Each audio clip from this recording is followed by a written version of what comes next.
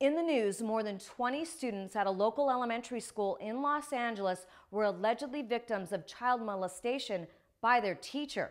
The abuse came to light through photographs that surfaced. None of the students reported the abuse and none of their parents were aware of it. How could something like this occur?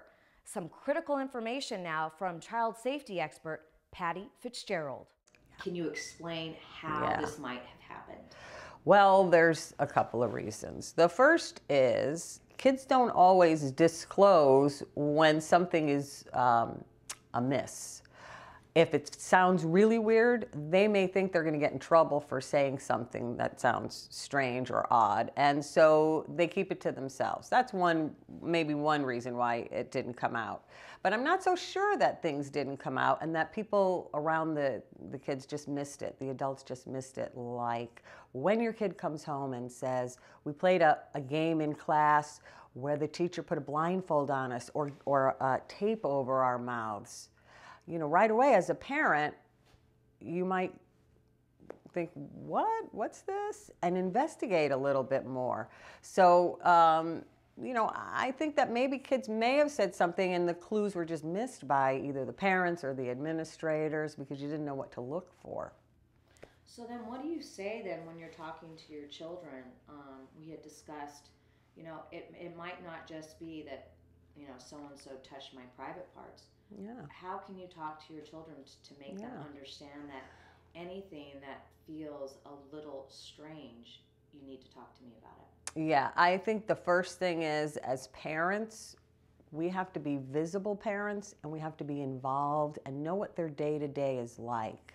And that is one of the biggest deterrents, because when you're involved and when other people see that you're involved in your child's life, it sends up a signal to anyone. This is not the family I want to mess with because there's too much parental involvement. People are paying attention. So some of it is not on the child's responsibility to disclose, but rather the parents to just be visible and paying attention. But as parents, what can we say to kids besides the generic, you know, let us know if anybody touches your private parts, which is good information, but in this case, it may not have helped. So talk to your kids about what was your day like? Tell me one thing you guys did in school today. Did anything feel weird? Did you get an uh-oh feeling? The uh-oh feeling covers a lot of stuff. And kids will tell you, maybe they got an uh-oh feeling from somebody at lunchtime. Ask them where they had lunch. What'd they do with the teacher? If you hear that they're in a classroom at lunchtime with the teacher, why are they not outside with the other kids playing? So ask them questions. Talk to them about their uh-oh feeling. Let them know if there's anything that goes on in school that you just don't like. It's okay to tell mom or dad, and we'll help you out. A lot of times kids don't want to tell parents because they don't know that we've got their back unless we tell them we do. If this guy was scaring these kids, saying, you know, you'll get in trouble or anything like that, explain how parents really can teach their kids that they can question authority. Yeah. One of the things we teach kids is listen to your grown-ups, listen to the authority. And what happens? Kids then are afraid to ever say anything about the authority figure or even say no. So I want to get rid of that message. And the message to parents, or for parents to tell children, should be, it's okay to say no to anybody if you got an uh-oh feeling or they ask you to do something that just makes you feel weird or yucky. It's okay to say no, even to a grown-up or a bigger kid. So letting them know they don't have to be too polite to everybody just because they're older or they're a grown-up or they're a teacher. And part of that is that empowerment. You're the boss of your body. All of those messages that we give our children about who they are and that they're important and their self-worth and all of that, it's all tied together, really. One of the messages I like kids to get is, you know, if somebody says, don't tell, or keep this secret, or else you're going to get in trouble too. Let your children know ahead of time. If anybody asks you to keep a secret, that's a thumbs down trick. It's not okay. So tell mom and dad. Somebody says don't tell, tell. I call it the secrets trick.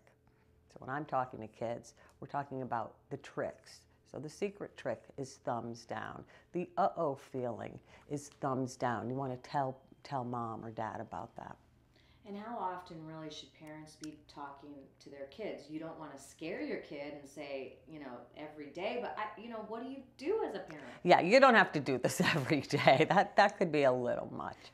I think it's a good idea when you talk to your kids that it's in small increments or sound bites, 2 or 3 minutes. So you find a teachable moment, either on the way home from school, on the way to school, on the way to a play date or the park, when you're setting the table or doing something else with your children, but in small little increments. And it doesn't have to be an everyday conversation.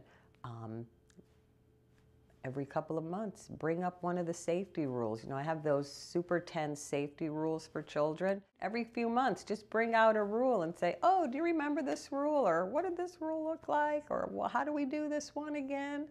And, just every now and then, revisit it for a few minutes.